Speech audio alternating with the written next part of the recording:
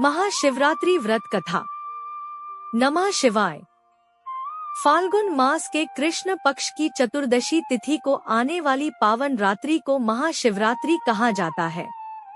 यह दिन भगवान शिव की आराधना का सबसे श्रेष्ठ पर्व माना गया है।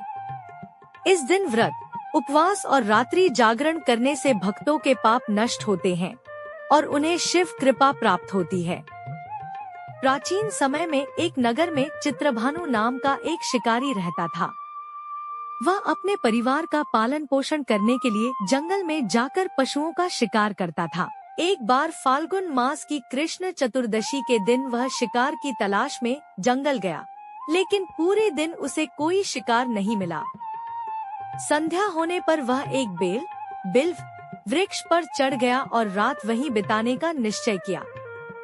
उस वृक्ष के नीचे अनजाने में एक शिवलिंग स्थापित था, जिसकी उसे जानकारी नहीं थी। रात भर जागते रहने के लिए वह वृक्ष से पत्ते तोड़कर नीचे गिराता रहा।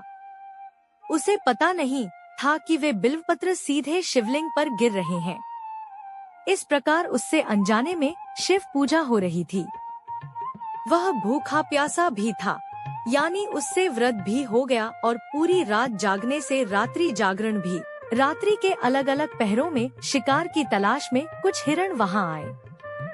जब शिकारी ने उन्हें मारने का प्रयास किया तो उन्होंने विनती की, हमें अपने बच्चों से मिल लेने दो, हम लौट कर आ जाएंगे।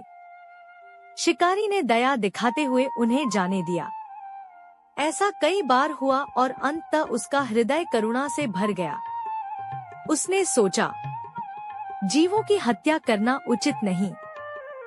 सुबह होते ही भगवान शिव उसकी भक्ति, उपवास और दया से प्रसन्न हुए और उसे दर्शन दिए। भगवान शिव ने कहा, तुमने अनजाने में मेरा व्रत और पूजन किया है, इसलिए तुम्हारे सारे पाप नष्ट हो गए। शिकारी का हृदय शुद्ध हो गया और अंत में उसे मोक्ष की प्राप्ति हुई। समापन।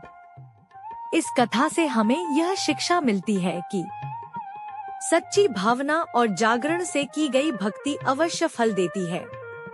दया और करुणा भगवान को अत्यंत प्रिय है।